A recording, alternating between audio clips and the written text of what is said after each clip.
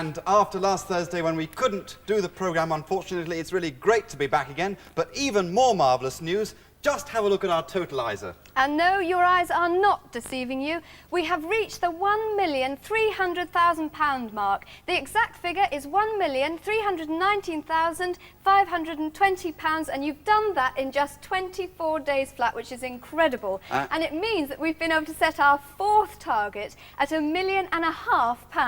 And that means that we will be able to give more aid than we'd ever dreamed possible to the desperately sick children, babies and adults in Cambodia. Well, the total we've got so far is absolutely colossal, but if you look here at our map showing all the do-it-yourself bring and buy sales, we've got now 11,000 of them on this map, so we will have even more donations still to come to swell the figure. And you know, each donation really will make the difference between life and death for these children, because it is the babies and the children who've suffered most from the lack of medicine and food. Let's just recap on what we've managed to provide with your great Blue Peter Bring and Buy sale gifts. It's an amazing list. 14 8-ton lorries to deliver the vital supplies. And 32 tonnes of cotton yarn for weaving into clothes. 1,000 fishing nets so that the Cambodians can catch their own fish again. And 2,000 tonnes of rice seed for next year's crop. And 100,000 hoes for digging the land.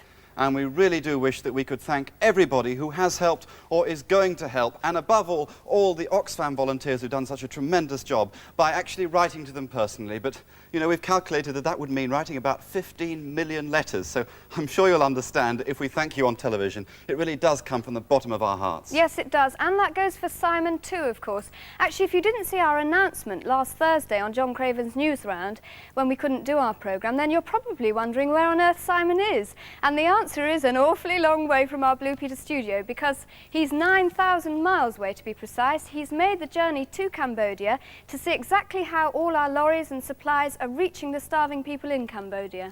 And as far as we know, Simon is the very first British reporter to be in Cambodia since John Pilger came out. And we're hoping that he has got a phone call through to us from where he is at the moment in Singapore to tell us exactly how he's been getting on over there. Hello, Simon. Hello. Hello. Christina. Simon, how are you? Oh, not too bad, thanks. We're a little bit tired, actually, because we've been doing an awful amount of flying. Yeah. Actually, I'll be going to bed, believe it or not, in about 10 minutes' time, because here in Singapore it's 1:45 in the morning. Oh, it's very late then. Have you seen any of our lorries? Yes, we saw the lorries in Hong Kong at the airport, and we flew out with 2 lorries on a Hercules plane actually into Cambodia. That was really quite a long day. I should think we were working about 24 hours for that day. Wow, you must be very tired. Fly in with the lorries and then see them immediately get to work at the airport. Oh, I bet. What about the other supplies? The other supplies, well, we saw our rice today. This is here in Hong Kong. At Singapore. The rice was on the quayside waiting to go in the barge. Now, the barges take about 4 days to get into Cambodia, so when the barge comes, our rice will be loaded up and hopefully be in Cambodia within about 4 days. So we know then that our supplies really are reaching the people in Cambodia. Yes, and the thing is, we saw quite a lot of our lorries at the airport in Cambodia the other day, distributing supplies that were coming in on other planes as well. And our lorries are taking the supplies into the city and then on into the countryside. So the lorries are doing a fantastic job. And the Oxfam man I spoke to out there, Malcolm Harper, says he's really thrilled with the lorries. That's really tremendous, tremendous news, Simon. We've got some wonderful news for you too. Our appeal total has gone right through the roof of the target that we had when you were here last, and we now have a massive 1,319,520. Can you believe it? Oh, that's fantastic. That's tremendous news. That's really great. Well, Malcolm was telling me that, you know, more and more is needed and the sky's the limit. And one thing that struck me in Cambodia is that people are so kind and warm and gentle that if we can get this stuff out to them, I think, you know, they might be able to start picking up the pieces and making a new life for themselves. What do you think is the most important thing for the, you know, for the next 500,000 to be used for? Well, again, having listened to the Oxfam representative in Cambodia the other day, he told me that the main needs are rice seed, also diesel fuel, because there's just no petrol, diesel in Cambodia. All the petrol stations are just derelict. Also, fertiliser, and that's important because it's a very lush country and the potential is there that they can grow their own things once they've got things like fertiliser to help them with their farming. And the final thing they need is vaccines. Well, Simon, that's what we've roughly heard from Oxfam this end, and that's what we hope to be sending. Listen, we'll see you on Thursday, so we're here. I look forward to seeing you then. Have a good journey back. Lots of love, So Simon. looking after that dog. Yeah, we will. Just looking forward to seeing you. I won't try any distant control from here. I think it's a bit too far. Lots of love. Bye-bye, Simon. Bye-bye then. Bye-bye. All my love. Oh, fantastic. Well, let's hope that really can provide all that extra rice seed, fertiliser, diesel fuel and vaccine. It sounded tremendous. Isn't it? Isn't it good to hear that they're really actually marvellous. doing the job already? Well, some of your donations are well and truly out of the ordinary, like this enormous rubber plant here. I've never seen one this big. It's over 20 feet high. That's almost 7 metres high. And it was donated to us by Mr. and Mrs. Patton of Carshalton, who said they got fed up with polishing the leaves. So there must be somebody who'd like to bid for a very large but really very lovable rubber plant, perhaps for a restaurant or a factory somewhere, for our Great Blue Peter Bring and Buy Sale auction in December. One of the most original items we've had for a collector's items we've had donated, which we're keeping for our auction day in December, this Royal Christmas Pud, and it's been donated by Donald McCallan, who comes from Windsor and used to work at Windsor Castle, and it was given to him by the Queen and Prince Philip way back in 1975, and along with his donation of the pud, he's donated also the card which came with it. And of course everybody knows that Christmas puds actually improve with keeping, so this 1975 Royal Pud should be at the peak of its condition when people bid for it if they want to eat it this Christmas. I'll bet it's absolutely delicious. I wish I could have it myself. Well, it seems a far cry from Christmas puds to trains, but that's what's happening next. At the 9th International Scout and Guide Folk Music Festival, which was held at the Albert Hall last Saturday, one of the highlights was a medley of train songs, rendered by the 5th Autumn Guides, complete with whistles. In fact, the festival was so popular that it was a complete sellout. So here's an action replay for all of those who were disappointed because they couldn't get in. This train going down track, this train. This train going down track, this train. This train's going down track, once from board you won't come back. This train's going down track, this train. This train is bound for glory, this train. This train is bound for glory, this train. This train is bound for glory, won't find nothing right and holy. This train is bound for glory, this train. Takes a worried guy to sing a worried song. It takes a worried guy to sing a worried song. Takes a worried guy to sing a worried song. I'm worried now, but I won't be worried long. The train I ride, 11 coaches long. The train I ride, 11 coaches long. Train I ride, 11 coaches long. I'm worried now, but I won't be worried long. She'll be coming round the mountain when she comes. When she comes, she'll be coming round the mountain when she comes. When she comes, she'll be coming round the mountain. Coming round the mountain, coming round the mountain when she comes. Singing aye, aye, yippee, yippee, aye, yippee, aye. Singing aye, aye, yippee, yippee, aye, yippee, aye. Singing aye, aye, yippee, aye, aye, yippee, aye, aye, yippee, yippee, aye. She'll be hopping and blowing when she comes. When she comes, she'll be hopping and blowing when she comes. When she comes, she'll be hopping and blowing, hopping and blowing, hopping and blowing when she comes. Dilly-da, dilly-dee, dilly-da, dilly-dee, dilly-da, dilly-dee, dilly-da. Thank you very, very much, 5th Autumn Guides Brigade, for a wonderful rendition. There's nothing like dancing to a bit of a chuffer train tune, is there? Well, I've got an important announcement for you now. Tina is making something which you might like to make yourselves to give to a mum, a big sister, or an auntie. So if there are any of those in the room, perhaps you'd like to ask them to go away for just about 7 minutes. We'll tell you when to come back again, and no peeking. Right, if it's all clear, I'll tell you what, why don't you just shut the door? Right, have a look at this. Here's present coloured bath salts in all kinds of decorated jars. The bath salts themselves are extremely easy to make, and all the jars are old coffee jars or jam jars of different shapes like these, the sort people often throw away. You can decorate them specially to fit the colour scheme in your mum or auntie's bathroom or bedroom, and I reckon anyone would be pleased to have these on their shelves. So if you want to know what to do, I'll show you now. You start off with a packet of washing soda crystals. Empty the whole packet into a strong paper bag.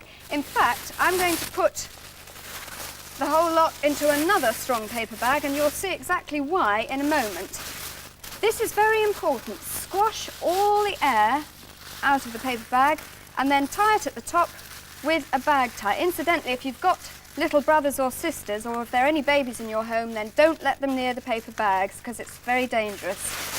Right, the next thing to do is to start bashing and crushing it. But before you do that, put a thick wad of newspaper underneath, or better still, do it on the floor. Using a wooden rolling pin, squidge out the soda crystals and start bashing. You'll need to sort of hit it pretty hard, and the reason I told you to get all the air out of the bags was because they'll burst if you don't. In fact, if you can't get all the big lumps out, then a little bit of crushing doesn't come amiss, and you will need to carry on like that for at least 5 minutes until they're all crushed down to the right consistency, and they should look like this. Tip them out into a bowl. You see they're lovely and fine now, just the right consistency for going into the bath. And the next stage is to perfume the bath salts. Just a few drops will do. A little goes an awfully long way, so don't raid Mum's cupboard and sort of do her out of perfume. And the next thing is colour, food colouring. This is the only kind of colouring you can use. A few drops, and the secret is to really keep stirring away like mad. You could use cochineal, of course, which is pink, or any other colour, whatever suits you. If you see that you've got very strong black sort of looking lumps, then that's because the colour's gone too much onto one piece of crystal. So just crush it down and keep mixing it in. If you don't know where to get hold of soda crystals, they can be bought at any grocers, supermarkets or chemists, and they cost about 20p per packet. There we are, that's just about all mixed in. And the next stage is to show you how you can transform by decorating a plain jar like this to look like this. And you start off by decorating the lid. For that, you'll need a circular piece of material which is being cut using a saucer as a pattern. Then turn it over, fold down the edges, and tack the edges down using a running stitch. It could be left like that, but I reckon it would look an awful lot prettier just putting a little bit of lace trimming all the way around the edge. So pin it carefully and then sew it round in exactly the same way as you sewed the main circle of material. In fact, if you're absolutely hopeless at sewing, then I guess you could always glue the lace trimming on, but really it does look a lot better if it's sewn, because then it looks really neat like this one. The next stage then is to glue the material onto the lid, and double-sided sticky tape is absolutely ideal for this, but if you haven't got any of that, then clear glue will do just as well, but not rubber solution glue, mind you.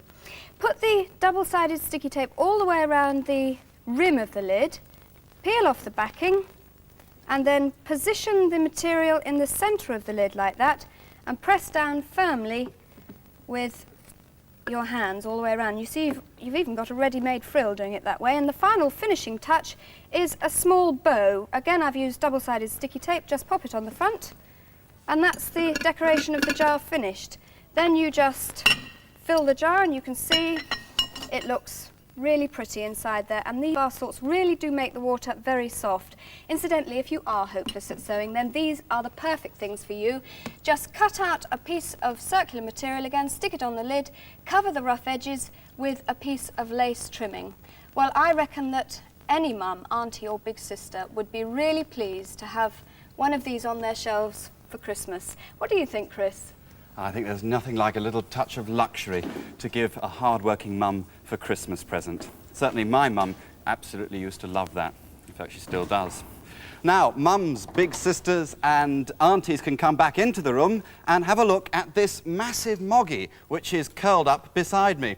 He looks actually a bit fierce, but in fact he's terribly sweet. He doesn't run away like Jack and Jill either, which makes him much more manageable. He's only got one problem, and that is that at 6 foot broad and 3 foot tall, he really is a bit big to curl up beside your average fireplace. I think you'd have to live in a castle to have a moggy this size.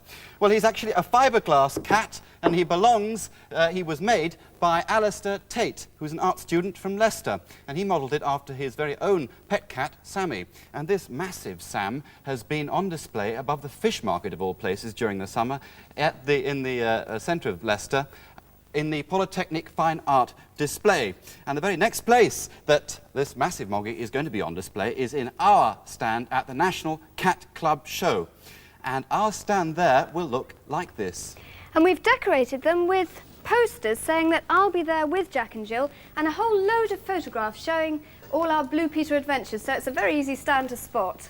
And the thing I like about the Blue Peter classes at the National Cat Club Show is that they're not for pedigrees, but they're for your ordinary mongrel cats. And here we have some of a beautiful array of rosettes which they will be winning. And the top 8 prize winners will be coming along to the studio next Monday so that we can select the Blue Peter Supreme Champion Cat or Kitten 1979. And the lucky owner is going to be presented with this magnificent silver cup, which will be theirs to keep forever and ever. So, good luck to everyone who is joining in the Blue Peter classes, and I'll look forward to seeing you and your cat and kitten at Olympia on Saturday. Jack and Jill's visit to Olympia isn't their only public appearance this year. They spend a lot of time travelling to cat shows all over the British Isles, and that's how I found myself at Gatwick Airport early one morning with Jack and Jill in their smart travelling boxes and with our friend who helps us look after them, Edith Menezes. They are actually. We were off to Scotland, and our first call was at cargo reception. Wendy explained how to fill in the forms. Where are the animals going to? Edinburgh. Dad, if you'd like to sign there for me, please. Yeah. I think that'd be best, don't you? Once their papers were in order, we carried Jack and Jill over to the freight shed to meet Francis, who looks after all the animals travelling by air in and out of Gatwick.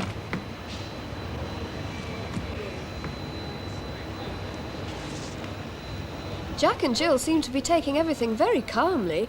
Obviously they knew that they were in very good hands with Francis, who took them off to wait for the plane, while Edith and I went to the main airport building to check in for the Edinburgh flight. Got a seat reserved for you, 1F, non-smoking. Okay, all right. Thank you very much. Labelled it to Edinburgh.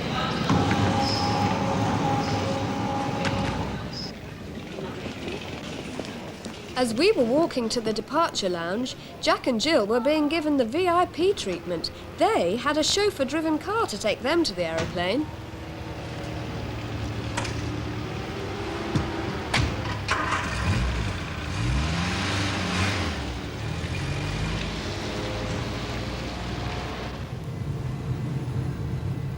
Our cats were very lucky that on such a cold, wet day, they could stay snug and dry in their travelling boxes.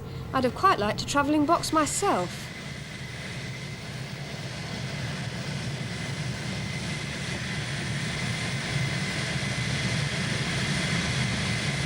Once Jack and Jill were safely stowed in the hold of the plane, Captain Castle prepared for takeoff.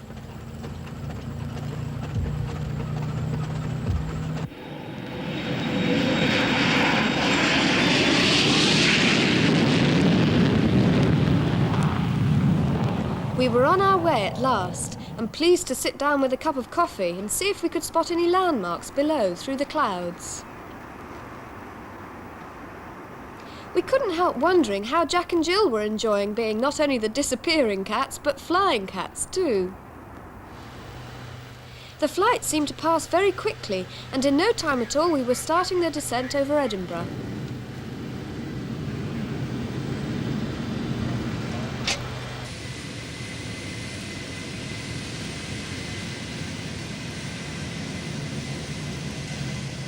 Jack and Jill were unloaded from the hold, and by the time we'd collected our luggage, they were being brought round to meet us.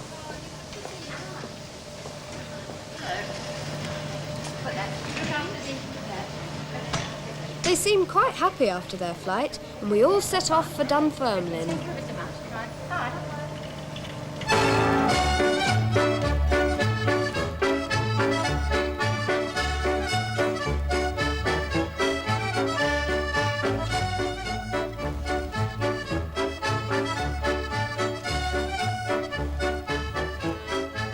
We were delighted to find that the hall where the cat show was being held was in a park. Come on then, Jack. Water. I'm making good. Oh, there's a beautiful girl. Come on then. There she is. Oh, can you get them out? Yeah. A little bit frightened, I expect, after being in there such a long Oh, time. it's been a long day. That's hasn't lovely. It? Shall we take them across the park and have a little walk? Yeah. Come on, darling.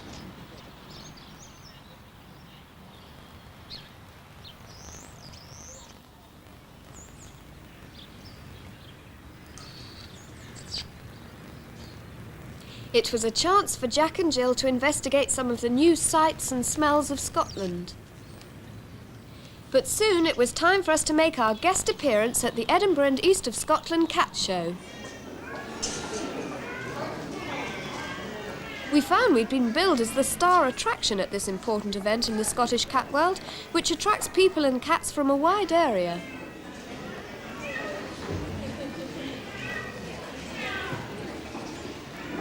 Before the cats were allowed into the hall, they all had to be examined by the vet, and that included Jack and Jill, but they're quite used to this from all the other shows they've been to.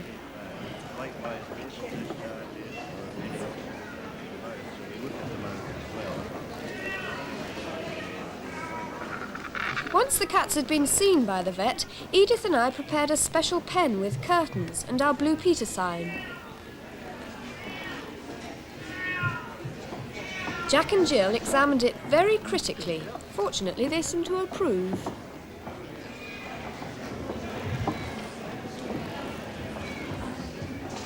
Then the judging began.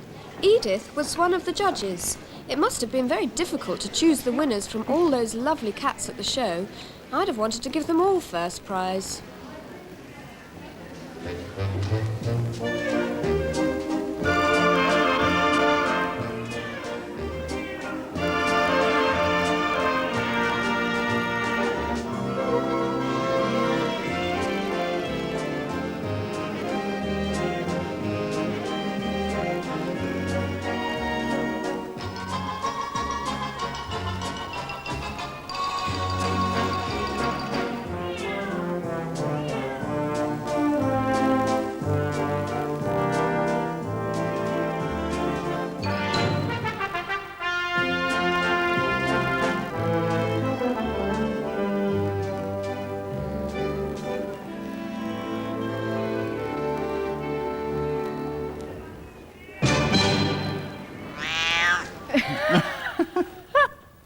Well, they well behaved though, Jack and Jill. Yes, they were. They really were seemed to enjoy marvellous. flying around the place. I don't like sitting in the studio, though. Well, don't forget, if you want to come along and see Jack and Jill at Olympia, you don't have to enter a cat. You can just come along. It'll cost you 50p for entrance fee, that's all. We'll be back on Thursday with the latest news about our great Blue Peter Bring and Buy sale, and with a bit of luck, Simon will be back too. And you can hear how composer Mike Oldfield has been helping with our appeal. By the way, if anybody's got tickets for the recording of Crackerjack tomorrow, please don't come because the industrial situation at the BBC has caused it to be cancelled. But we'll be back on Thursday, so we'll see you then. Bye-bye. Bye.